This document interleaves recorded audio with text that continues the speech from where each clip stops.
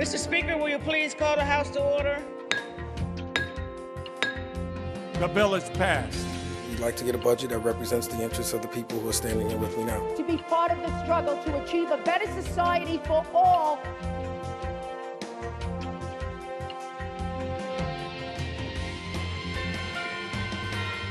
Hello and welcome to Assembly Update. I'm Liz Koenig.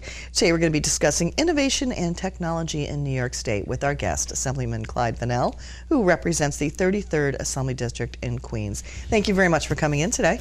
Thanks for having me on the show. I'm really excited about this. It's terrific to have you in the studio with us today. So you chair the Subcommittee on Internet and New Technology. So this is an exciting appointment for you because you are a leader in this area, and it's got to be just thrilling for you to have this subcommittee. So now let's talk about the importance of the committee and what it does. Well, look, Liz, first of all, thank you for having this show. Thank you for having me. What's very important is internet and new technologies. It's very important for New York to lead in this space for innovation, for New York to be able to attract new businesses, for us to retain the current businesses that we have here, for us to be able to attract tomorrow's jobs, and for New York to be an environment where people can start, build, and grow your idea and use technology to do that. And that's so exciting to be able to do that, and we want New York to lead the country and the world, and I think we can. And we're well on our way with you as a leader in this area, of course. But let's talk about data privacy. And more and more companies are using personal data. They're selling information. California has passed a law, the CCPA, to protect consumers. What is being done in New York State? So we're excited that the governor signed something called the SHIELD Act last year, which brought in the definition of of personal data to also be able to capture more information and more companies to be able to protect people from hacks and to make sure that companies are able to notify the government within a certain amount of time with certain hacks that happen. But we have to go further. It's interesting, you know, we watch what's happening in Europe with what they call the GDPR, where they passed in 2018. California responded with a law called the CCPA, but I'm concerned that the federal government is not moving in the space to figure out what are the proper bounds for privacy, what are the proper bounds for data, when are we supposed to get notice about when our data is being sold or not, or what have you? And if every state does a different patchwork of laws, it's not good for New York, it's not good for America, it's not good for businesses. So we have to be able to figure that out and figure out what the proper level of regulations are. And we're looking at that. A number of my colleagues have bills in place, so we're looking closely at that. One of the initiatives that we have coming out of our committee is having a New York-centric privacy law to see how New York agencies and institutions deal with New York data, and that's something that we could try to figure out while the federal government is trying to process what to do with data and data privacy. Now, robotics can be a big thing. It can help people, but in some areas where it replaces workers, it's actually harmful. What is New York State doing to respond to this problem? So the governor signed into law the Artificial Intelligence, Robotics, and Automation Commission to be able to, for us to have experts in the field, experts in industry, people in academia, folks in labor, to be able to figure out how to properly use some of these technologies, how to prepare people for the future as far as labor, as far as work, and for us to properly use these kinds of technologies. Liz, these are big questions that the whole world is dealing with. And I think that, we have to try to get this right, but we have to make sure we speak to the right stakeholders and all the stakeholders, and we have to have experts to help guide us on these questions. Liz, technology is changing faster than ever before, And if we make a rule today and things are changing tomorrow in this dynamic space, we have to make sure that we take the proper approach. And the proper approach, I believe, is to be able to have folks continuously talking about this, and the people that are experts in this space to be able to do that. Now, tell us about the Digital Currency Task Force and blockchain technology. What is that? We have a digital currency task force to be able to help figure out what to do about cryptocurrency, blockchain technology, and in these different tokens. We have to make sure that we lead in this space of digital currency. Things have changed. Things are changing in banking. Things are changing when it comes to currency, and it was interesting to see when Facebook introduced Libra, and to see the federal government trying to figure out what to do, what have you. In New York State, we passed something called the DFS. The governor and the New York State DFS passed something called the BIT license in 2015 in response to an awful hack and misappropriation of Bitcoin on one of the exchanges that happened in 2014, and that was 5 years ago. Now a lot has changed. A lot has changed, and things are dynamic.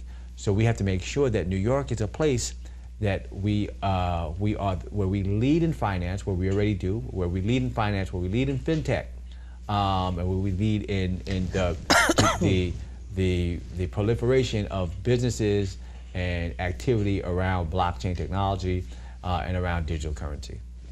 Now, the governor proposed in his State of the State to work on providing benefits and protections for gig economy. What can you tell us about that? This involves like rideshare drivers, those sorts of people.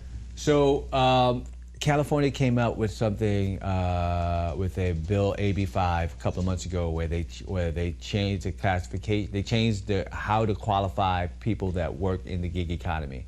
The governor talked about something similar. We're very concerned that we have the proper the proper environment for everyone in New York.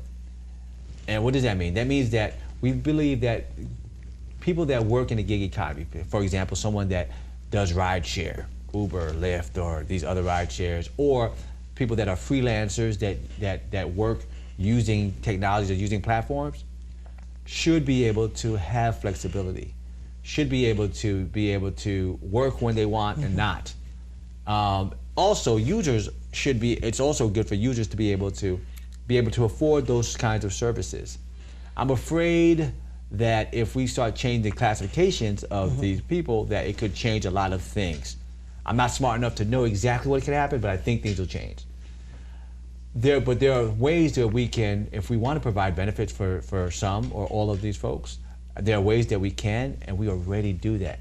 There's something in New York right now. If anybody uses Uber or Lyft, if you check your receipts, a portion of what you paid for goes to something called the Black Car Fund. Uber drivers and Lyft drivers today have workman's compensation insurance today. And as a matter of fact, and other kinds of protections. That's happening already in New York. And there's also something called the Freelancers Union, where freelancers have certain kinds of protections, certain kinds of benefits. So we don't have to make everyone an employee or full-time employee to provide benefits, and we're going to look more into those kinds of issues. Now, some of your colleagues are proposing bans on the use of facial recognition, kind of a controversial technology. Will you sign on the bills that have been introduced?